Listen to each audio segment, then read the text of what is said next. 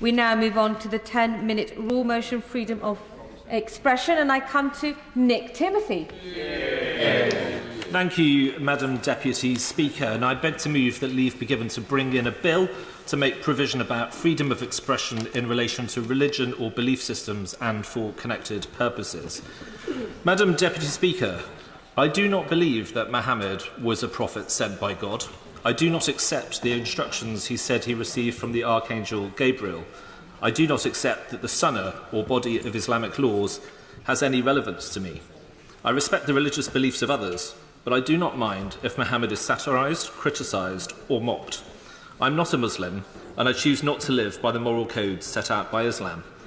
I'm a Christian, and I should make clear that I don't think anybody should be prosecuted for satirising, criticising or mocking Jesus either. England and Wales abolished blasphemy laws in 2008, and Scotland abolished them in 2021. But even then, those laws had not been used for decades. The last blasphemy trial took place in 1977, and the state hasn't brought a public prosecution for blasphemy in more than a century. But now blasphemy laws are back. I've been advised not to refer to two high-profile cases of people being arrested, charged and prosecuted for causing harassment, alarm or distress to Muslims or even nonsensically to Islam itself.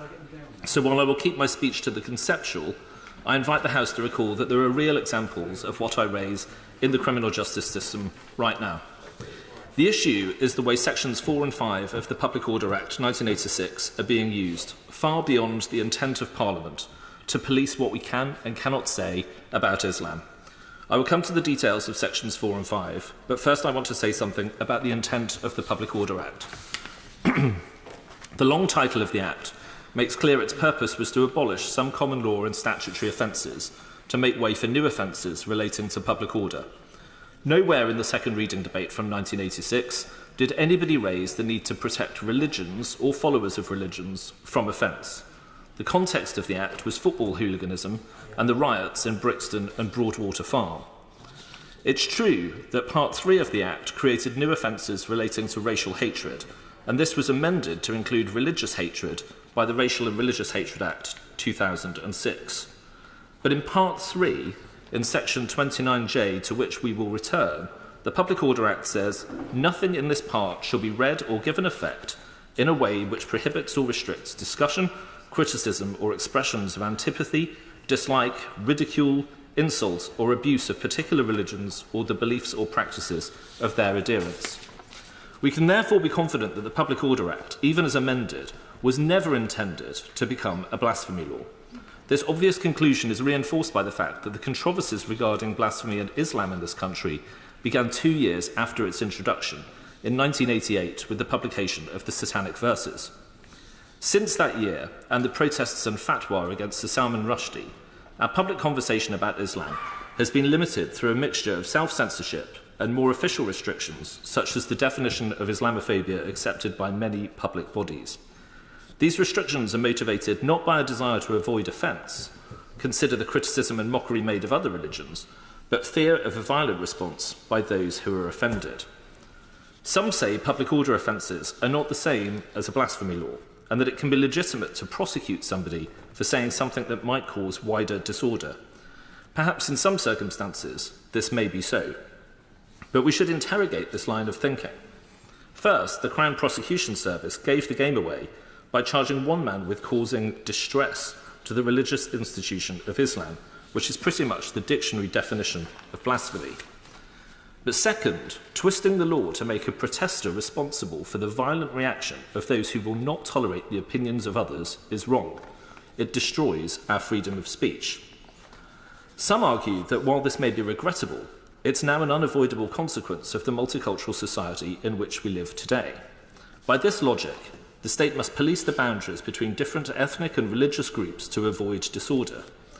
But we should be clear that this means state intrusion and a loss of liberty on some occasions, and mob rule on others. This is the very essence of the two-tier policing row we have seen recently. Rough justice for those belonging to identity groups that play by the rules, and freedom from justice for those belonging to groups willing to take to the streets and threaten violence. This is the logic of using the Public Order Act to prohibit us from saying what we like about a religion. A person may be found guilty because of the violent reaction of those offended by their actions. From Sir Salman Rushdie to the Batley teacher still in hiding with his family, the threat of violence is what lies behind these new blasphemy laws. Perhaps we should not be surprised. There are at least 14 Muslim-majority countries where the penalty for blasphemy or apostasy is death, and we have significant diaspora populations from many of them. With the number of people here who came from these countries growing, and the increasing assertiveness of organised political Islam in Britain, this is a problem that seems likely to only get more severe. But the answer is not to surrender to the mob. It is to hold the line, and that is why today I bring forward this bill. Madam Deputy Speaker, I said earlier that Section 29J of the Public Order Act protects criticism, insult, and even abuse of religions and the beliefs and practices of their adherents. But this only applies to Part 3 of the legislation, because Part 3 introduced offences relating to racial hatred, later amended to include religious hatred. Nobody thought Sections 4 and 5, which in Part 1 of the Act make it an offence to cause harassment, alarm or distress by using threatening, abusive or insulting words or behaviour, would be used to criminalise the expression of opinion about religious belief. This bill therefore extends the scope of 29J to the whole of the Public Order Act, thus preventing the use of Sections 4 and 5 as a de facto blasphemy law, and applies Section 29 also to Section 127 of the Communications Act 2003 and Section 1 of the Malicious Communications Act 1988. In doing so, this bill would restore free speech as it applies to religion in England and Wales. It would stop the police, prosecutors and judges from creating a blasphemy law from legislation that was never passed for that purpose. It would send the strongest powerful message from this place, where political power legitimately and democratically resides, that this country will not tolerate intimidation, violence or censorship, that there will be no special treatment here for Islam, and there will be no surrender to the thugs who want to impose their beliefs and culture on the rest of us. Yeah. The question is that the honourable member have leave to bring in the bill. As many in that opinion say aye. Aye. Of the contrary, no. The ayes have it. The ayes have it. Who will prepare and bring in the bill?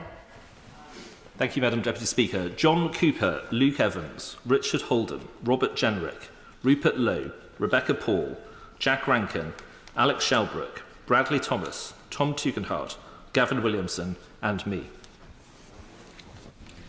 Nick Timothy.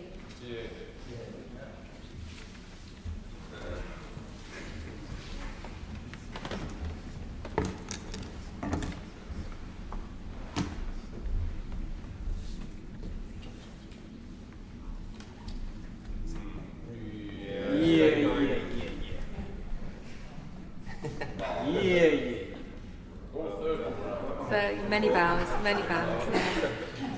Bonus one. Freedom of Expression, Religion or Belief System Bill. Second reading what day? The 11th of July. The 11th of July.